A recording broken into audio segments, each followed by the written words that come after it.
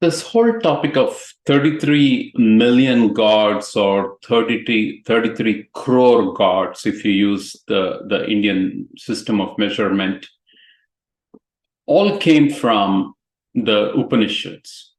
The one particularly where this is described is Brihad Aranyaka Upanishad.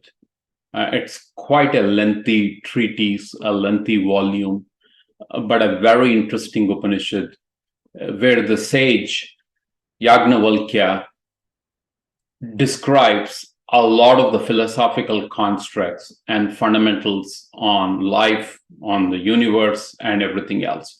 And the Upanishads are like that. It's all written by sages who had the visual, who had the vision to see beyond what's visible right in front of their eyes. They were able to go beyond. And in that sense, truly spiritual, a topic that we will talk further in this channel. But coming back to it, the whole discussion of 33 million or 33 crore actually came from it's described very well in chapter 3 of the Upanishad. And basically, Yagnavalkya is answering a question. How many gods are out there? That's what he's answering. And in the colloquial language of India, it is called 33 koti. Koti here actually means supreme and not million or crores. But nevertheless, translation into English became as 33 crores or 33 million in that sense. And the discussion happens there. And the sage says, he starts off with a different number, but then he says, actually, it's at the end of the day, it's only 33. And then the boy questioning the sage asks, are you sure? Is it 33? Then the sage goes through a deduction. It goes through a method by which he rationalizes even the 33 number further and further until he arrives at 1. So let's start off and look at what are those 33 that the sage talks about. And then let's see what is that 1 that the sage talks about. So the sage, Yagnavalkya basically says, the sage, I'll just start referring it as the sage. It's much easy for the listeners as well. So the sage says there's 33 in total. And the 33 is made up of the 10 sense organs, the 5 physical organs, 5 subtle organs, smell, taste, touch, vision, and hearing. The physical organs, hands, feet, mouth, organs of excretion, organs of procreation, 10. The mind gets added, 11. Then you have the fundamental elements of fire, air, space, water, the sun and the moon, and the stars and the earth, essentially the entire cosmic universe. Those are the 8. They're also called vasus. So you have the 11, and then you have the 8. The fundamental cosmic elements. And then you have the 12 elements that essentially sustain nature or sustain this very visible nature in front of us. It's also called as Adityas. Think about it. And in the Hindu philosophy, it's actually the months of the year. It's the energy that guides the 12 months of the year. Put it in another way, that's what it is. So that's 12. Then you have the fundamental supreme source itself, which you could say, if you remember, we spoke about the material energy, inferior energy, or the superior energy, or the soul energy, for lack of a better word. So you have the soul energy itself that's guiding everything, that is emanating that radiance.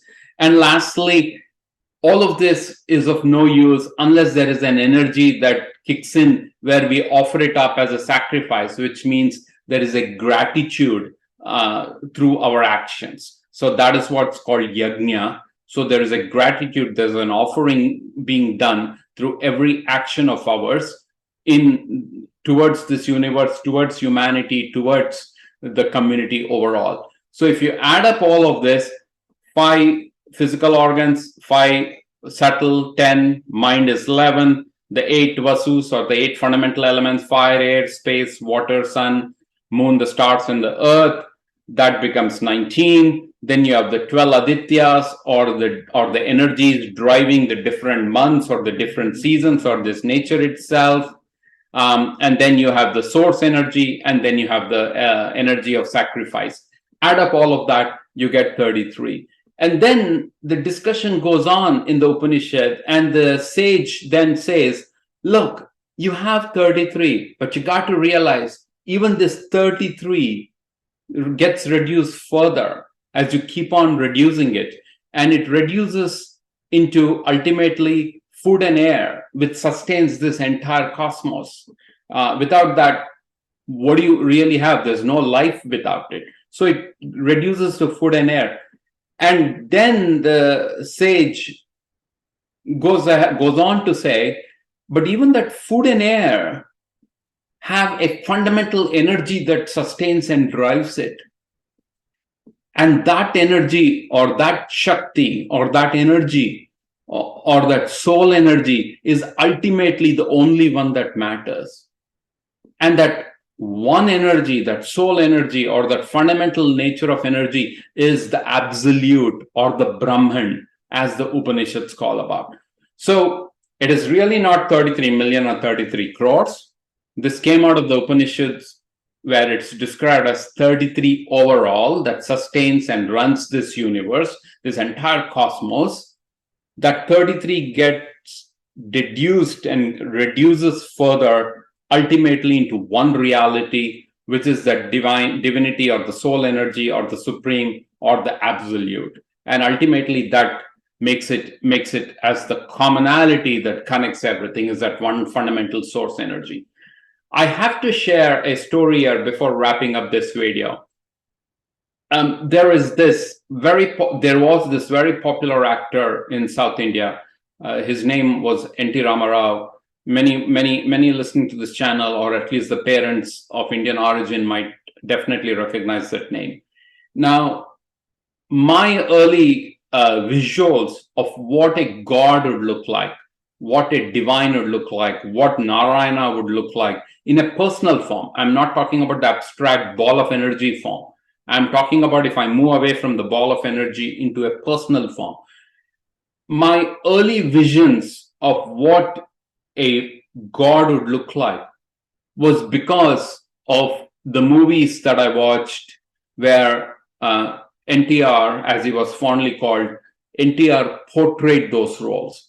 He had an amazing charismatic personality. When he used to don up and dress up with all those jewelry and everything, putting a crown and all of that, you could literally feel goosebumps, and you could literally feel that as though the divine in a personal form has come in front of you. Now, when NTR when his daughter was actually sharing this episode about NTR's grandchild coming and asking NTR, saying, hey, I grew up in America, and because of that, I am actually a Christian, even though my parents are Hindu. And in that sense, I have a different definition of God.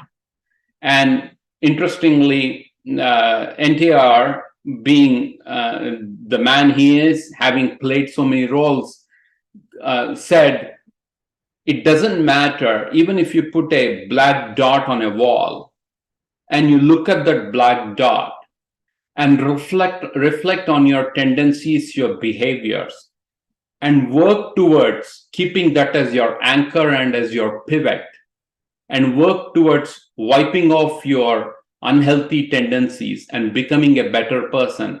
At the end of the day, that's what matters. And that is the supreme, that is the God, that is the divinity that you want to look forward towards. It just reminded me on this topic of multiple gods and 33 million gods and everything else, because at the end of the day, that's what the Upanishads talk about. All you have at the end of the day is that divinity, is that soul energy.